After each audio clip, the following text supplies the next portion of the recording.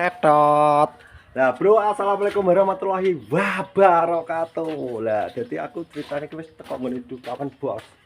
Jadi aku wis teko ngene Dukawan, ki mau Dukawan tak telepon dijere Cik nukono HP iki lho. Beli HP nyambe lagi Cik golek sepeda, mbuh sepeda apa gak ngerti. Jadi aku disuruh nunggu, nang omah Bos. Jadi aku wis teko ngene Dukawan, ngaku enek yang karo Tres. Piye Tres? Enteni apa, Bos? Enteni ya. Jadi enteni sak tekane. Di ngono karo Tres. Jadi iki aku gak blonjo Bos perkarane enek apa? Kancaku sing meninggal. Jadi iki aku iso njikuku awan. Jadi iki wis kliwat awan wis jam piro? Jam 2 iki. Jadi saya jam 2 Bos. Ale aku telepon Dukawan mau jere Cik ning Caruban. Iki aku kon nunggu. Jadi tak tunggu kene Bos. Ngenteni nek Dukawan wis teko omah. Tetot. Nah, jadi iki Dukawan wis mulai Bos. Ya, piye to?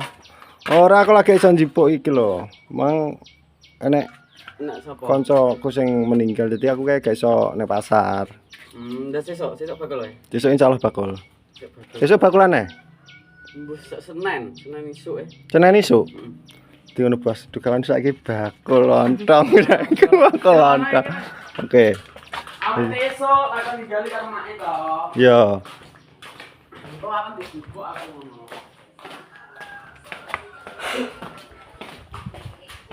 Di ngono Bos, iki wis dicepakno lho karo Dukawan. Mak. Iki lho. Wah, ya sampeyan mbane iki yo. Yo to ready wis. Yo, lho Tres. Karo Mas Sengkuni kan piye? Ya wis bete kon gowo. Heeh. Ya, bagi-bagekno. Oh, dibagi-bagekno. Lah dadi ki engko ngene, Duk. Rencanaku iki engko cacah kabeh to. Kaya Tres apa kabeh sing bocah-bocah kuwi tak kelompokno dadi tak jak mangan bareng ngono. Arek sampean. Ngono. Ngoten matuk, Mbah. Piye? Ora apa-apa. Gak apa-apa ya? Penting dipangan. Iya. Penting dipangan ya, sebenarnya gak jadi gua. Aku tetep jam 6 aku lep bae. Aku lep ngene, turu Iya. merem. Aku bojoku ndelok. Nek bengi aku ndelok dulu no pas wis gak betah mataku wis kaya dik pulut ki lho. Dijake gak betar sekarang sungguh wis dipateni. Aku wis turu. Marane yo. Ya jadi ngono Bos. Ceritane Dukawan ini aku ceritanya kan arep baturi to. Lah ternyata aku kuwi dikabari. Yo mas endi kok? Omahe wi pokoke dalan kono aku lho, njon-njoran Makadaman ngerti we? Njon-njoran Makadaman arah nggonanku kan enek to, kanan dalan kuwi ya kono kuwi. Dadi edak dalan. Piye, Duk? Lah piye ta kok malah lah piye ta? Lah dadi ngono Bos, iki rencanane engko cacah engko tak kelompokno ning nggonanku kabeh dadi tak jak mangan bareng. Jak mangan bareng dadi Kuwi mbok kelakno jangan tempel. gak engko rencanane malah di tepo kecap apa pecel ngono. Oh, tepo kecap ya. Ya dadi engko dikelompokno kabeh dijak mangan bareng. Gak apa-apa ya? Ngono. Aku lagi mleko arek e. Nah, jika nggak semayananku karo Dukawan awan, Dukawan esok guys tak telepon, jadi awan aku iso njupuk awan ngono. Wong aku kae gak bakul sing bakul kuwi lho. Nggih. Jam subuh kan mulai. Lah niki pas to saniki gadah gajul kok. Gak cereku ya mau. Dina bos ngaku sok Senin bakal nae. Lah terus malah apik kok. Gak aku isin aku, gak kaya mbiyen bakal telan gak diisin. Agak jek cilik bawa aku tekan didi. Nah nggih. Saiki mbuh nyapa. Gaya Mbah, ketoke gaya gak bakal ki. Biyen lho ora biyen.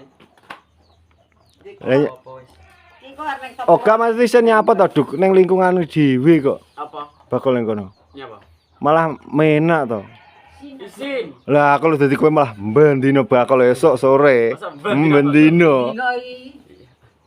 Men Isin aku kan. isin apa? Ya mbuh, gak kaya biyen-biyen. Endi ae tak ubengi to. Dukawan saiki isinan Bos. Yen tau bakal telur rambak lho padahal. Rambak nggih. Ya telo rambak ya telo. Telur menyok. Tan barang. Menek Keliling ya kaya awakmu nih keliling. Keliling? Oh, tau ya. Tak gekne kopi ya. mpun Mbah mboten sah kok. Mpun badhe nginum kan ngeterno telone Mbah Rah. Ngene Mbah Rat. Iya, Oh, ngene mate ning klik. mate klik. Barah lor kali ya. Nggih, Batur cuk. di ngono. Yang ini kok dijikuk ya apa, Duk? Iku bagus. waduk mak, mangger mbok tinggal ning omah ae. Lah wingi kan ditutno wong arep tuku lontonge ning ndi wong gak nyang. Sing bagus saleh lah wong wis entek kan langgan aku akeh. Nggih. Aku lo nganti di paran omahe to. Paran rene. Ya iya toh. Aku wis mulai di paran rene. Kan biasanya bapak kan angger nek bakal tambah kan wis biasane yo. Biasane ngono. Biasane Gak aku. Jadi- yo ngenteni wong. Nek wong anu yo. Lho, kok sing bol ganti no? Aku wis 10.000, 5.000 ngono kuwi. Ini nek supply botol piro? Lalu 6 ah. 6. Tak kira aku botol 10. Dadi ngono, Bos. Adale 5.003 aku, lah aku bakul 2.000. Mm-mm. Jadi 6.000 lebih di 1.000. Nggih. Langgan aku ra buruk-buruk. Ngono. Aku Lah iki lho jenenge wong sitok nek gawe kenek rong bathok setengah iki 4 bathok ge setengah. nggih ya. Sing Bendino. suwi gaene sing suwi. Gak leren nggih iki. Awet bengko awet esok ngene iki mesti wis awet gawe, mesti terus ngekom. Susi terus sak tinggal ngarit oleh sak terus iki arep mangkat lagi arep mangkat gawe. Nggih.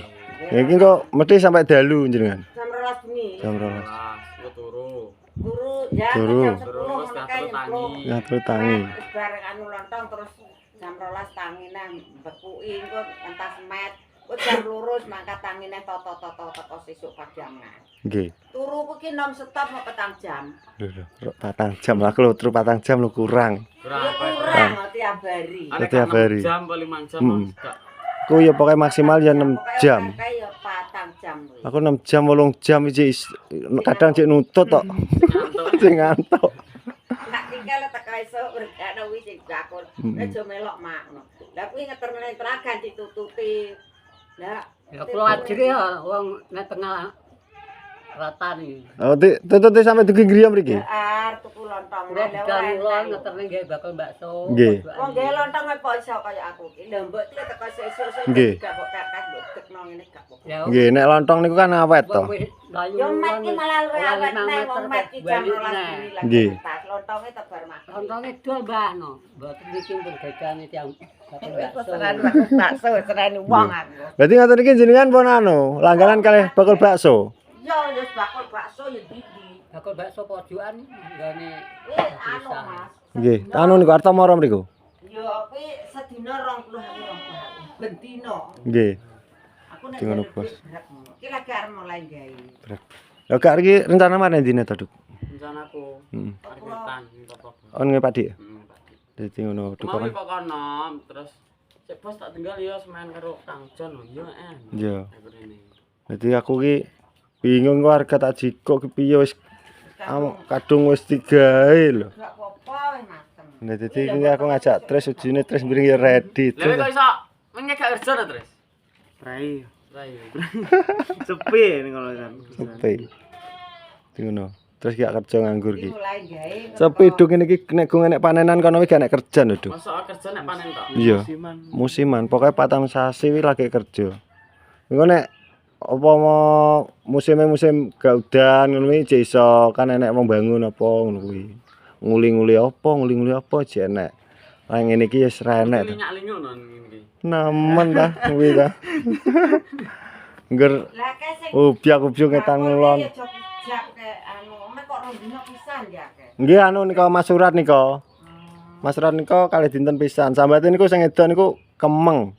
Lah dindrek-ndrek montor ke mriko lho. Motor Mak. jam nyampe dicepet kok Nggih. nek gua akeh. Kula lagi nembe trenten saulan untu wis kemeng. Kalau menjadi watu nggih terketoyo nih. Oh, jenengan anu kalih Letoyo. Toyo. Oh nggih. Kula riyen nggih anu natos nggih mendet watu niku kalih Letoyo, tapi mendet kula pas kula tasik teng Dawan mriki. Dadi mendete teng pundi nika? Kali watu anu nika lho. Anu bojomu Mbak Nadi. Dung Brubus. Iya, Mas. Oh nggih. Ade Mbak Dari. Mbak dari kemang kadiku lho yo. Mosok Mbak. Nek sing tak mentokne ki yo kuwi lho. Nggih nika Mbak Dari nika Mbak Yune bojo kula. Suwabare Mbak. Masa tunggal cer. Cer. Terus kaya Ya iya toh. Lha dadi ngono bos iki aku wis teko ngene mapah, dadi wis ketemu dukawan guys, dukane tak telepon bos iki aku njiko iki. Dadi saya njiko rada sore soalnya mau enek kendala kuwi bos. Enten tiang meninggal. Nggih, enten yang meninggal. Lah dadi ngono, pokoknya terima kasih yang sudah menonton videoku. Pokoknya salam asoy, salam sehat. Wassalamualaikum warahmatullahi wabarakatuh.